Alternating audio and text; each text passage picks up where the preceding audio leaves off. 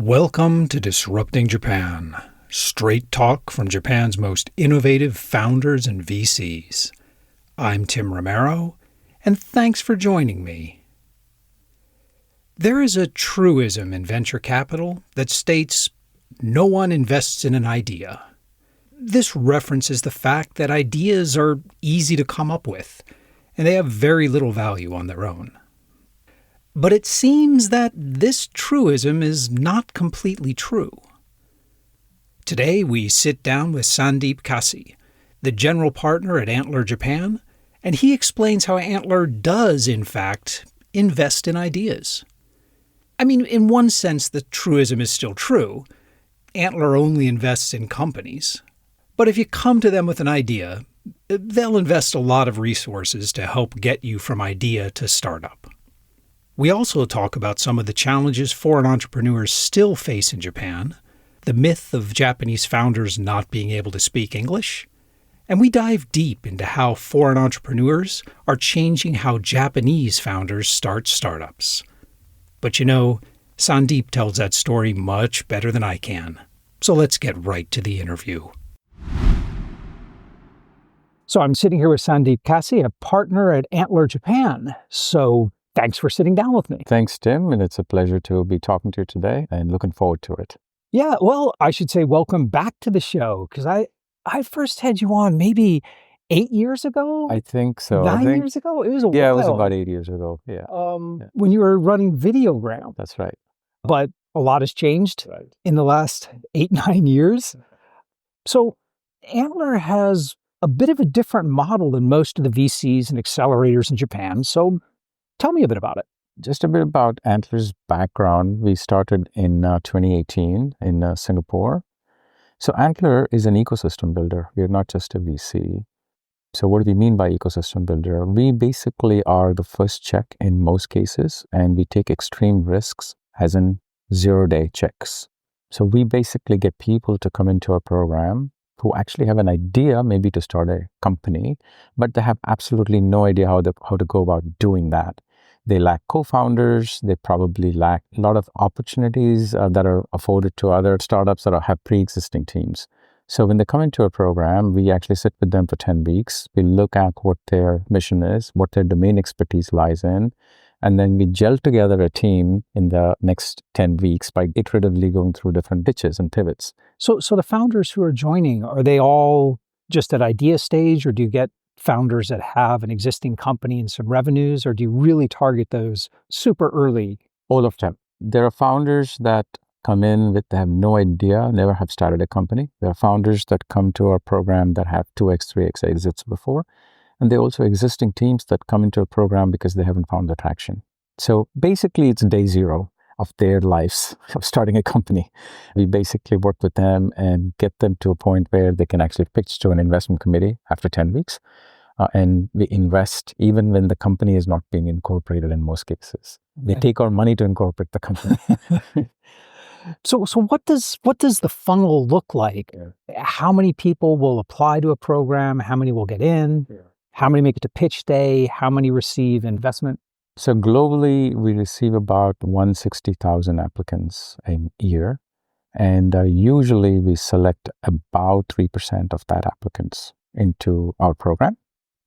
And out of that 3%, anywhere between 1 to 1.5% end up getting investments. That's 1.5% of the 3%? Of the 3%. Okay.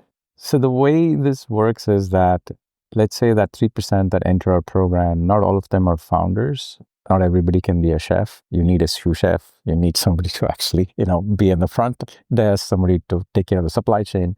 So there are all kinds of founders that come in, not necessarily a founder that wants to be a CEO. Oh, okay. So some of those, sometimes you'll have 3 different people who will coalesce into a startup, right? And sometimes they come with pre-existing ideas, and sometimes the ideas are born in the 10-week program that they participate in. Are the numbers similar for Japan, where Japan's slightly different? Obviously, you know that. But for the audience's purposes, things are slightly changing in Japan.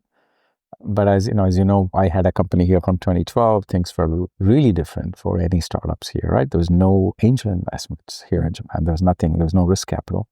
With Antler coming in, there's a tremendous amount of risk capital. So I think that is changing the ecosystem a little bit. So in Japan, last batch, which was our third batch, we had about 950 applications.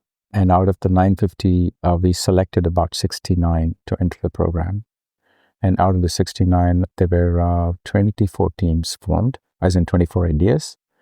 And out of the 24, 7 got invested. Okay, so the odds are much better for startups here in Japan. Right. Right. At the current batch, which is actually, we're in the investment committee week right now, 1,300 were the applicants. Out of that, I think it was 89 or 90 got selected.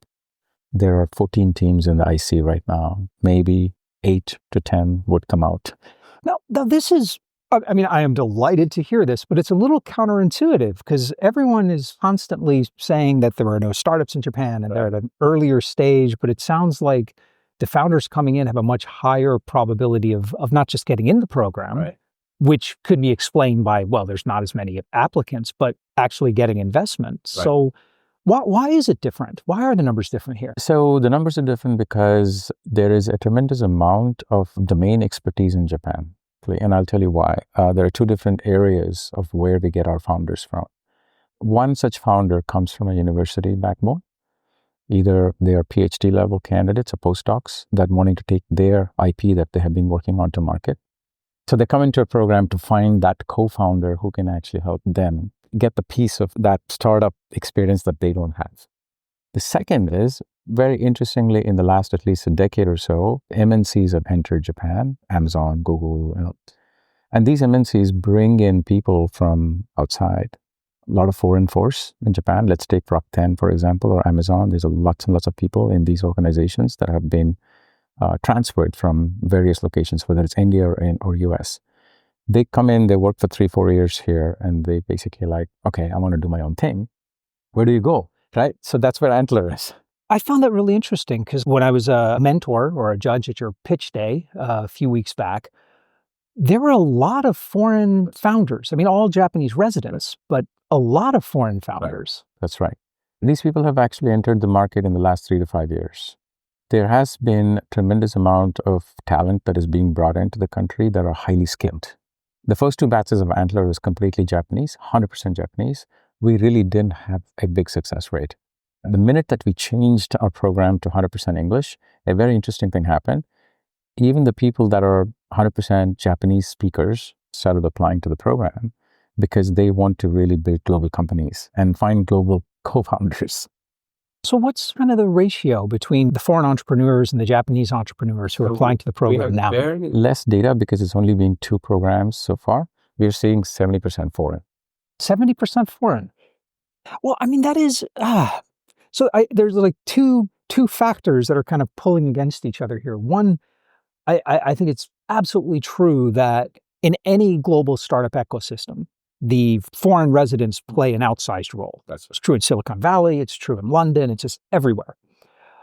And the other thing is like, it's really hard to get Japanese into an English-only program. That's right. That's right. I mean, I remember at Google, it's really tough. Right. And how much of that is at play? Do you feel like a lot of Japanese are hesitant to join an English language program? Well, we thought so when we started this in the 3rd batch. But to our surprise, we actually haven't really found that much of an effect that is, they're not going to participate because it's a English-only program. In fact, we actually see a lot of Japanese joining the non-Japanese and wanting to join the foreign founders and start to build really a company that is global from day one. There are very few founders in the last batch that are Japanese, but there's a lot of Japanese that have joined the founders that want to build global companies. All right. Well, I mean, that is kind of ideal. I mean, you need that cross-pollination within individual teams and within the broader ecosystem as well. Let me ask a bit about the Antler business model, because, I mean, this is amazing. You do the founder matching and the 0-day checks, and you're putting in a lot of help with like ideation, and this is expensive. Is this all funded through the VC fund? That's right. That's right. It's part of our business model.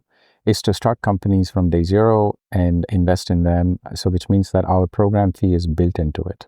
When we invest, a part of our investment basically comes out of the fund. Okay.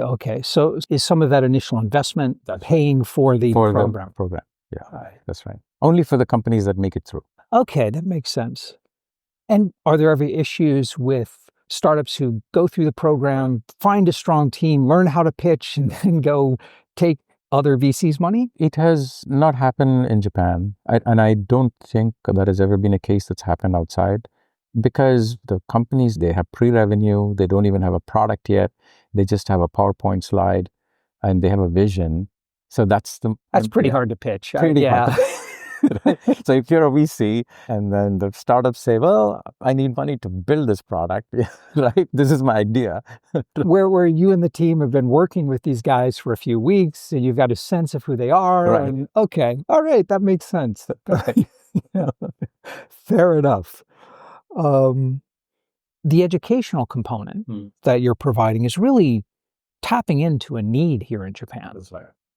Do you run programs like in a similar way that, say, Techstars does to partner with corporates or partner with universities? Right. So we are different.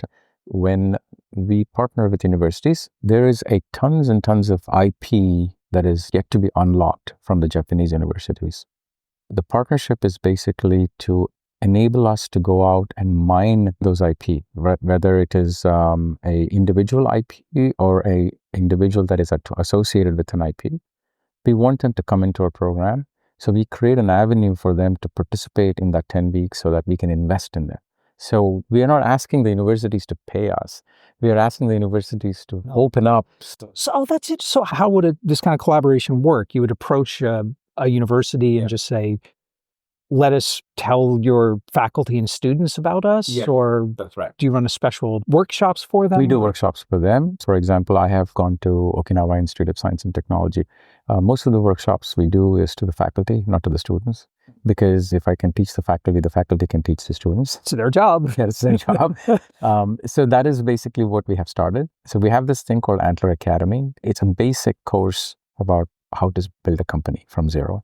We have a scouting manager. Her name is Tomoko. So she goes out and scouts. And she basically brings these people from universities and even from companies, from corporates into our program. This seems like right up your alley, because if I recall, you did a fair amount of work trying to monetize patents from a previous life back at Fuji Xerox. That's right. It's very close to my heart, yes. Yeah.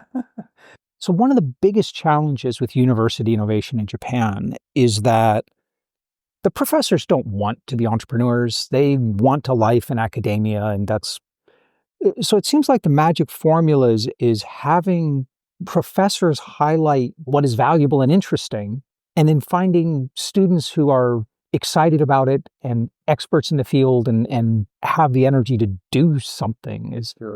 It's different, and I'll tell you why. Problem here, Tim, in Japan is that there are amazing amount of PhD candidates and postdocs. They come up with some great stuff, but in most cases, what happens is the professors wants to be the CEO of those companies, and they also hold the purses because they can get grants. And this is basically where university spin-offs go to die. But I think there's been a lot of recently, and I mean in the last 2 or 3 years, a lot of pushback against that. Yes. Where you're seeing these startups that are the CEO, COO, CTO are all university professors. Right. And then it's like, okay, well, are you going to quit your job? Yeah. Like, well, no. Like then, no. So there was no other choice for these individuals, entrepreneurs, but to get into the mold with the professor, because that's where the grants were coming from. But Antler steps in and says, hey, I have a 0-day fund for you. Right? You can keep the professor as an advisor, but he or she can't be a CEO. We'll have to figure out who the CEO is, whether it's even you. We need to figure out a business person that actually can align with you. And then we can actually build a company together, and we have the resources to provide you. We also have the network. Oh, this is a great model. So where are the CEOs coming from? Are they students? Are they other operators? It's a mix. For example, we have one of the startups here. The PhD candidate is from Osaka University, but the business person is from University of Tokyo. That's a very interesting combination because in the US, it happens all the time. But in Japan, they're siloed in. Osaka doesn't work with Tokyo. Tokyo doesn't work with Kyoto, right? Even Tokyo within two different departments, they don't speak to each other. Right. Yeah, so, it's silos within silos. So Antler, it's a Switzerland. So we really don't care to align with any university or any governmental organization. Our whole focus is to basically build entrepreneurship in Japan. We actually match the right person to the right team, not because they're from Kyoto University or not because they're from Amazon. It has to match what that particular startup needs. And lately, we're also bringing executives from outside of Japan to work with Japanese startups. Is there a particular focus? I mean, is it deep tech? Is it? Yeah, the first two startups were only in Japanese. They were not so much on the deep tech space. They were like e-commerce, beauty, and all those domestic market stuff. The last batch, we started to get into AI. And we have like 3 or 4 startups in the AI, 3 in medical, 1 in space tech, last batch. This batch, we have deep tech. We have companies like that are going after edge AI, robotics, brain disease using AI, and construction. Well, I mean, this is good. Japan does have great tech in all of these areas. So, I mean, it's encouraging that that's coming out. Talking about like university innovation in general, because a lot of people are talking about it, right? I mean, everyone knows there's this fantastic research that's just not getting commercialized. And even some of the most famous flagship university spinouts from, let's say, 10 years ago have been professor-led. They've received a huge amount of funding. They just don't seem to be able to bring a product to market. That's right. Everyone knows it's a problem. Right. Everyone has good intentions. Everyone wants this to be solved. Why is this so hard? It is hard because they only have one variable to solve. Just because there's a great technology, they think that there is a market for it. In many cases, it's not about the technology, it's about the execution. Just because you have a great technology, you can't just walk into GE and say, just buy it, right? Well, actually, that's a really good point. And that actually makes me kind of question what I said before about having the professors identify what the promising technology is, because they probably would have no idea. No idea. So who does that analysis? Who sifts through the patents and the IPs and like, hey, I can sell this? Right. So that is a discovery issue. We have to look at that manual at first, and then hopefully using AI downstream. But who? Is that Antler staff? Antler. Is that you? That's me. Okay. Getting back to your roots. Getting back to my roots. Yes. So I do university circuits and I speak to a lot of these researchers and I look at what patents they have and then look for use cases. So what we will do is we will go into corporates and find out where the issues are, gaps are, and then we'll run those challenges within the universities. If there is opportunities within the universities to bring those IPs to market, then this is an exact way that you want to bring to market because it is not some prototype. It is basically a full-on integration into a corp for your product to basically expand from university out. And I think Antler is the only one that is poised to do that, and I'll tell you why. Antler partners around the world are operators. They're not bankers. Most of them have actually started a company. The DNA is an entrepreneurial DNA, and they all have domain expertise. So for example, if you have an energy company that needs to expand, we can call up on Antler Nordics and get access into an energy company down there. So Antler, you guys are running similar programs all over the world. How much variation is there from market to market? Because what we're talking about here today is great for Japan. It's a really good fit, but looking at the UK or the US where university spin-outs are much more common and understood. There's a lot of variation. Lots of variation. Each market has to be customized to fit the needs of that particular market. So let's take a look at Antler India, for example. Surprisingly, I thought Antler India would be more SaaS-based. India is predominantly a software economy, at least for the last decade and a half. But India is deep tech now. The amount of deep tech companies coming out of India. Well, maybe it's not that surprising. If you guys are tapping into sort of an unfilled need. That's right. Right? So it might just be that there was plenty of funding available for SaaS companies. But and the competency, domain expertise from the VC's perspective. So to come back to your question, yes, each and every country is different. For Japan, we have reached a conclusion that the most interesting sectors to go after in Japan is deep tech, which is an umbrella for everything from space tech to oceanic science to life sciences to med tech, and then gaming. Gaming. Yes. Okay, that's quite a different sort of... And I'll tell you why gaming. Yeah, why gaming? For every asset that you see that has made billions of dollars for Japan, whether it's Pokemon or whether it's Gundam, there are thousands others that are sitting up on the shelf doing nothing, but they're valuable. So, example, Speed Racer. I was a huge Speed Racer fan when I was a little kid. Right. It's a similar problem, though, even though it looks different, deep tech and gaming, but it's an IP issue at the end of the day. So you have these patents coming out of deep tech, but you have rights IPs coming out of these gaming and manga companies. It's the same issue. How do you take those IPs out to market? I don't know. I mean, yeah, that part is similar, but on the other hand, I mean, bringing a deep tech solution to market, there is a calculus to it. You're usually solving a defined problem, and you can back out like, okay, how much is it worth to solve this problem, or how much are people paying now? There's a calculus to it, right? Game marketing is like voodoo. But we're not game marketing, right? We're actually figuring out what can we do with those assets. So coming back to the Antler universe, we have 30 cities, 30 residencies running twice a year, some 40,000 founders trying to figure out new ideas. If we take this IP bank from Japan, the rights bank, and provide that bank to our founders, who knows what they're going to come up with? I mean, it's ambitious. Yes, but I mean, our generation, you and I know who Speed Racer is. Does like the millennials and the Zoomers, do they know who Speed Racer is? It doesn't. They don't need to know who they are. The fact of the matter is that there is opportunities for this. I'm very specific to Speed Racer, but So one of the opportunities for Speed Racer that we found out was that apps like NASCAR and F1 needs a concierge. Who is an appropriate concierge for that? Is Speed Racer, right? And then we have advancements in AI right now that I can animate the model. So if you're a Speed Racer fan and also you're an F1 fan, why wouldn't you want to have the character on your app that you can actually animate based on different actionable items within your race? Okay, so the focus is more on licensing the IP to organizations that have the marketing power to bring it to market, creating brand new startups around this. No. Okay, that makes sense. That's right. There are all of these assets that absolutely, it has opportunities for monetization, but that has been shelved. It's the same thing that happens in a university. There are all these patents sitting up on shelves. If we can actually unlock that and provide that opportunity to our entrepreneurs, who knows what we can unlock.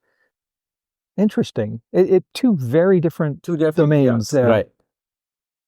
Well, listen, Sandeep, before I let you go, I want to ask you what I call my magic wand question. Sure.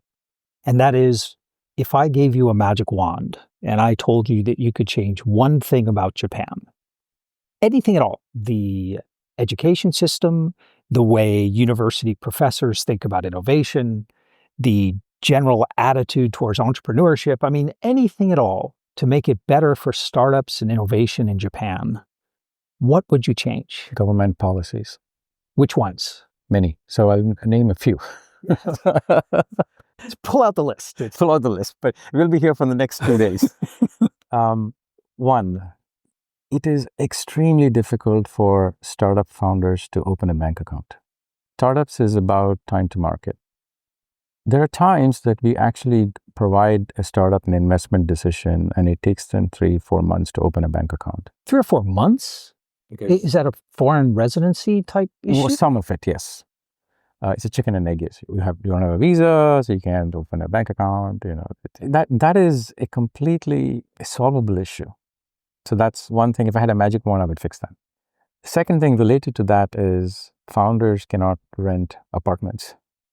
As a governmental policy in Japan, we want like so many startups we want to create, and we want to basically bring skilled laborers into the Japanese market to make all of these companies. But then you basically have these roadblocks. It's nothing to do with startup. It's actually a generic thing. Wasn't like the startup visa introduced to address some of these problems? Yeah, but it is not addressing those issues. Well, why not? Because the banking is banking. The MUFJ or SMBC doesn't care if you have a startup visa. It's still the same process of going through these mega banks. They basically have large customers. Why do they need small man? And then we have these online banks like GMOs and Azure and things like that. But here's the problem with those banks. You'll get an account quite easily with them, but you can't have foreign transfers. As a foreign investor, we can't transfer money from Singapore into these banks. Really? Yes. They have no inbound. Oh my God. So if I had a magic wand, I would basically solve many of these issues, right? Including, I think it's a pet peeve of mine that there is a tremendous amount of money that's being wasted with all of these grants and opportunities that are being afforded, that KPIs are not aligned properly. So the grants meaning programs and events being run? That's right. That's right. So the KPIs are how many people attended your event, how many times did you take this startup to Silicon Valley? Yeah, So that should not be the case. I agree with you there. And I think like looking at, so the Japanese government went from like 0 to 100 in like 2 years, Right. From like providing minimal, almost no support for startups to like really going over the top. That's right. And yeah, there's a lot of money sloshing around. I tend to look at it is when you start looking at individual programs, sometimes it's like, oh my God, who the hell approved this? That's right. But the overall impact of it as a whole is incredibly positive. It's positive only for Tokyo. As you go into the tier 1, tier 2 cities, like even Osaka for that matter, it's not. For some reason, the Japanese government have decided that Tokyo is the hub. And I'm traveling to these ecosystems, and I'm not seeing the same amount of support in those ecosystems. Well, I mean, to be fair, a lot of the startup money is coming from the Tokyo government. You know, Sushi Tech and all of these are funded from Tokyo, not. Sure. I'm not talking so much about Sushi Tech. I'm talking so much from places like Meiji, Jethro. Oh, okay. Jethro is not region specific; it's like country specific, right? But a lot of money that's being poured in is very, very much focused in Tokyo and the saturation point here. Opportunities exist in the tier 1 cities. In terms of universities, Osaka, Kansai area is much better because there are a lot more universities that are in the top 10 in that whole vicinity. But why is money not pouring in there as much as it's pouring into Tokyo? Yeah, fair enough. Fair enough. Let's get back to some of the logistical issues you were talking about, because I think those are very real and very interesting. So it is hard to open a bank account at a traditional bank. Or I should say, it's hard to open your first account at a traditional bank. But for the new banks, the online banks, what's been your workaround? The workaround, because if the online bank actually does take foreign wire transfers directly into that, it's possible, but GMO doesn't. So our runaround is Wise. Oh yeah, right, sure. Oh, but those are pretty small transfers. Because we are seed investors, so the Wise basically taps into that. But if it's a Series A, like $10 million Series A, for example, then we are going to run into problems. Yeah, so there's a lot of things. If I had a magic wand, I would fix. And those things are friction for the startups. And it would absolutely be amazing if those things could be fixed. You will be amazed at how many more startups will be formed. But looking back at some of the programs now where you've got the Shibuya Startup Support Group and the one-stop corporate creation that Shibuya and Tokyo and the national government has set up in order to streamline this, have they been successful? Is it easier in some ways, but these are just a few things that need to be fixed? I think with the Shibuya, they do solve one issue, which is renting, but not at scale, obviously. The other issue is these fiefdoms, is that if you basically get help from Shibuya startup, then you have to get your company incorporated in Shibuya-ku. Well, that's fine. I mean, but you got to incorporate it somewhere. Yeah, it's as good as any other place. What if you're selling to Panasonic, right? You have to be in Osaka. Well, I mean, yeah. So I mean, look. At least things have improved since the time that we tried startups. Oh my God, yes. Right. But so like part of me looks at this and says, yeah, those are real problems that need to be fixed. Yeah. Part of me is always like, oh, come on. In the grand scheme of building and growing a startup, this is nothing. These aren't in even the top 100 problems are going to encounter. I'm with you, but the issue is not the problems that they have to go through or overcome. It's issues that unnecessary roadblocks. Yeah, just the added friction. Every little bit makes it that much harder. Right. So, for example, if you want a bank account, then you need to have a hanko. If you need a hanko, you need to have a company registered. Yeah, it's a lot of this chicken and egg bootstrapping. Yeah, the Japanese bureaucracy and rules can get a little maddening at times, but it is like compared, like we were saying before, compared to our earlier companies, it's much better. Yeah, definitely much better. I mean, but that doesn't mean that we have to not be constantly Absolutely. We got to keep improving it. But yeah, definitely from the time that I started a company, and I'm sure you started a company, things have improved 1,000%. But it still adds friction to startups because they end up spending a lot of time in these managerial and accounting and administration issues, whereas they should be focusing on building their MVPs and products. That's true. And every bit of friction that can be eliminated just increases the chance of success at scale. Right. Hey, listen, Sandeep, thanks again for sitting down with me. Yeah, thank you, Jim. Pleasure always. Let's not wait for another 8 years before we do the next one. Right? Right. And we're back. My conversation with Sandeep reminded me of how my own opinions about what needs to change in Japan to increase the number of startups might seem inconsistent or even contradictory. If you hear me speak at public events, you might notice that I offer seemingly very different opinions depending on whether I'm talking to policymakers or talking to founders. When I talk with policymakers, I tend to talk about the importance of removing friction, of simplifying processes, of making things easier. I try to focus on the fact that even though these processes may not be unreasonable or overly burdensome for one person, in aggregate, when you add them all up, it results in a very real economic drag, and that drag should be removed.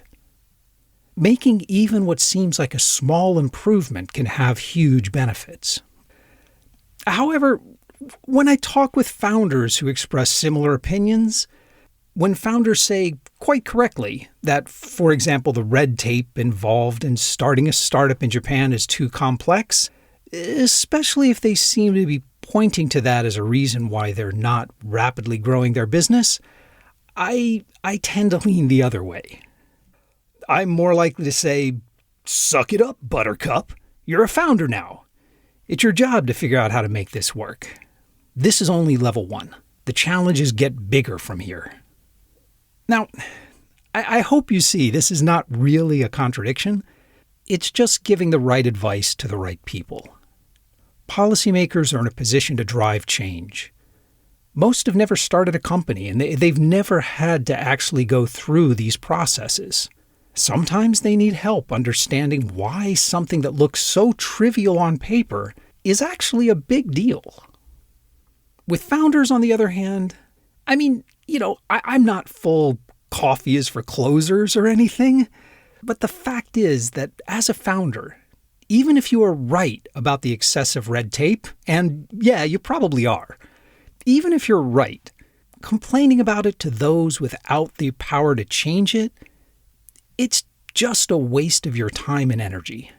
Complaining won't open your bank account or close your next sale.